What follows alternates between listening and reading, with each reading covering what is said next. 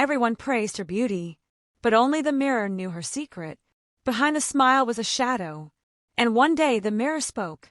This is the story of the truth she couldn't hide. Welcome to my channel, where real and touching African folktales come to life. Before we begin, please like, subscribe, turn on notifications bell so anytime I drop interesting tales you get notified, and tell us where you're watching from. Long ago, in a quiet village where the trees whispered to the wind and the rivers sang softly to the earth, there lived a girl named Adama. Adama was beautiful, so beautiful that even the sun waited to rise until it had seen her face. Her skin was smooth like river stones, her eyes sparkled like morning dew, and her smile made the elders forget their aches. People said her face was shaped by the moon itself, so they called her the girl with the moonlight face. Whenever she passed, women paused their work, men stopped their drums, and children whispered, "That is Adama."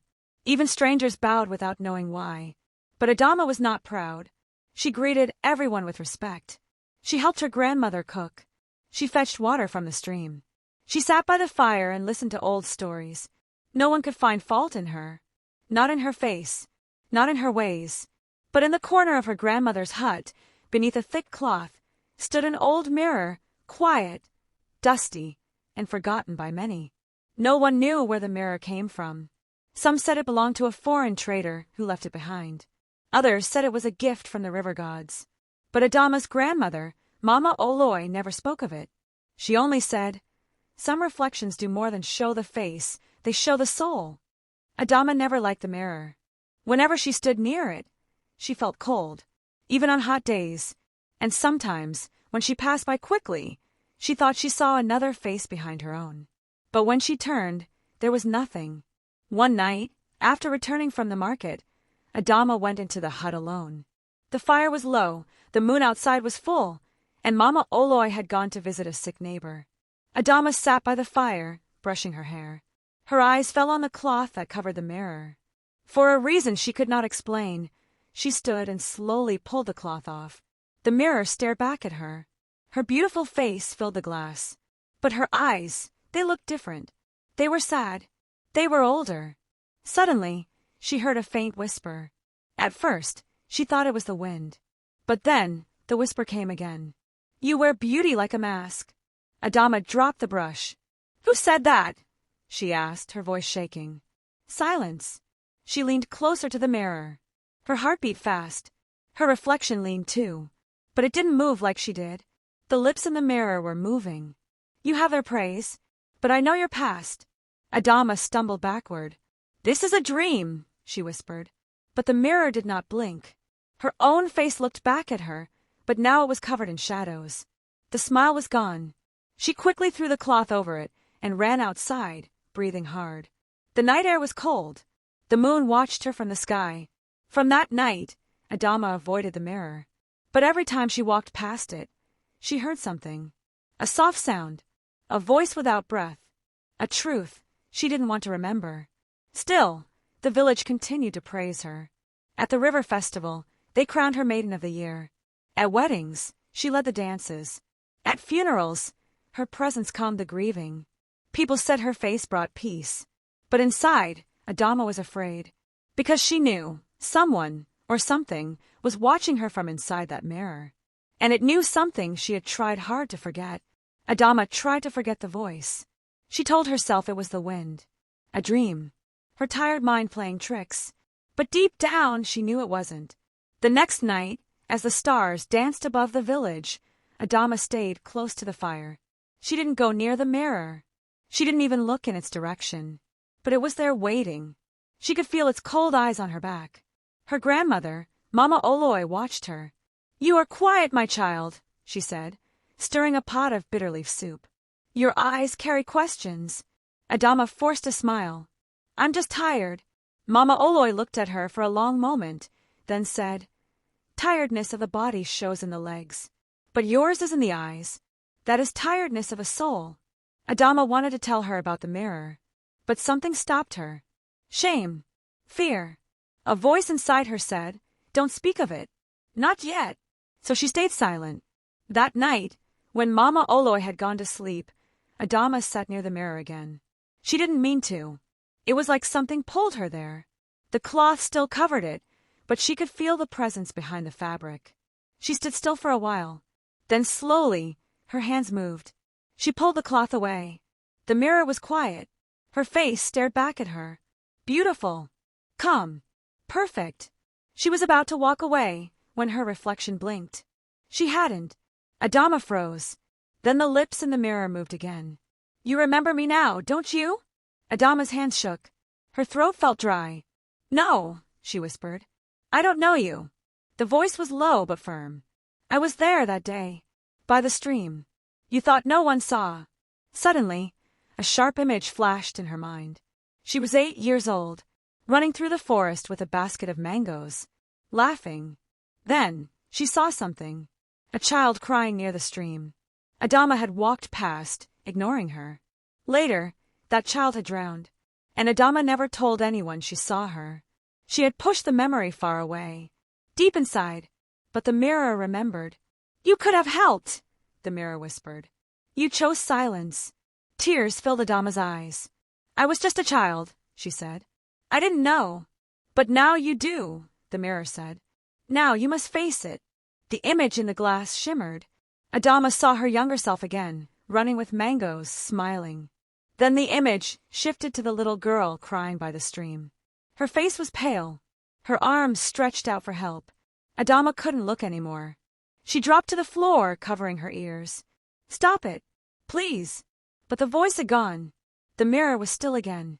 Her own face returned, eyes wide, cheeks wet with tears. The next morning, Adama didn't speak much. She carried water, helped cook, and smiled when spoken to. But her heart was heavy. The mirror had opened a door she didn't want to walk through. That evening, Mama Oloi watched her closely. My child, she said, some beauty shines from the outside, but the one that truly lasts comes from healing what is broken inside. Adama looked at her grandmother, surprised. You know. Mama Oloi nodded. I have lived many seasons, Adama, and I have seen many mirrors. But the one in this hut is not just glass. It is a truth keeper. It shows what eyes forget. Adama swallowed hard. I saw her, the girl who drowned. I didn't help. Mama Oloi came and held her hands. You were young, but now you are older. The mirror speaks not to shame you, but to wake your heart. Adama broke down and cried in her grandmother's arms. That night, for the first time, she didn't run from the mirror. She stood in front of it again. And this time she spoke first. I remember. I am sorry. What must I do now? The mirror said nothing at first. Then, slowly, her reflection began to glow. And the voice returned, softer now. To find peace, you must return to the stream. Tell the truth. Let her spirit rest. Adama nodded. A journey was beginning. Not one with her feet, but one with her heart. The next morning, Adama rose before the cock crowed. The sky was still dark. The stars were fading, and the breeze from the hills carried the scent of damp earth and early prayers. She wore a plain wrapper, tied her hair back, and held a small calabash in her hand. Inside it was water, 3 white stones, and a piece of charcoal, items her grandmother had prepared. You must go to the stream, Mama Oloi had told her. Pour the water for the forgotten. Lay the stones for peace. Mark your hands with the charcoal, so the spirits will know you do not come in pride. Adama nodded quietly. Her heart beat fast. The path to the stream was one she knew well. But today it felt different. Every tree seemed to watch her. Every step felt heavier. As she walked, flashes of memory came back. The mangoes bouncing in her basket, the sun shining through the leaves, and that small figure sitting by the stream crying. Back then, she was afraid to help, afraid she would get in trouble, afraid to be blamed. So she had walked away. And now, years later, that choice lived inside her like a thorn. When she reached the stream, the water was still and quiet. The birds had not yet begun their songs. Adama knelt by the edge. Her hands trembled. She dipped the calabash into the stream and poured out the water slowly. To the one I left behind, she whispered. I did not see you then, but I see you now. She placed the 3 white stones gently on the wet earth. Then she dipped her fingers into the charcoal and marked both palms with a cross. The air grew colder. The wind stopped. The stream rippled, even though no leaf had fallen. Then, from the other side of the water, a voice echoed, soft, like a child's whisper. You saw me and turned away. Adama's body shook. Tears rolled down her face. I was afraid, she said. I didn't know what to do. I was just a girl. But now you are a woman, the voice said. And still I waited. Suddenly, from the trees, a glowing figure appeared. Small, gentle. Her feet didn't touch the ground. Adama gasped. It was the girl, the one who drowned. She looked the same, young, with sad eyes, but her spirit glowed like moonlight. Adama dropped to her knees. I'm sorry, she wept. Please forgive me. The spirit walked to the edge of the water and smiled. I have waited for this. Then the spirit leaned forward, touched the stream, and the water turned gold for a moment, shimmering in light. I release you, she said. The wind blew again. The trees sighed. And just like that, the spirit faded into the morning mist. Adama sat there for a long time. She felt light, as if something heavy had been pulled from under her skin. The shame, the silence, the hidden guilt, it had melted away. When she walked back to the village, people still smiled at her beauty. But Adama didn't care for praise anymore. Now, she wanted to be known for truth. That evening, she told Mama Oloy everything. And her grandmother smiled. You see now, she said, real beauty is not in the face, my child. It is in the courage to face your past and rise from it. Adama nodded, eyes soft with peace. But far in the corner of the hut, the old mirror shimmered again. It had one more story to reveal. The village of Amalana had waited all year for the river festival. It was the biggest celebration in the land, a time when the people thanked the river spirits for rain, harvest, and life. There were songs, dances, painted faces, and gifts thrown into the water. And every year, one girl was chosen as the river maiden, the one whose beauty and spirit reflected the blessing of the river. This year, everyone expected it to be Adama.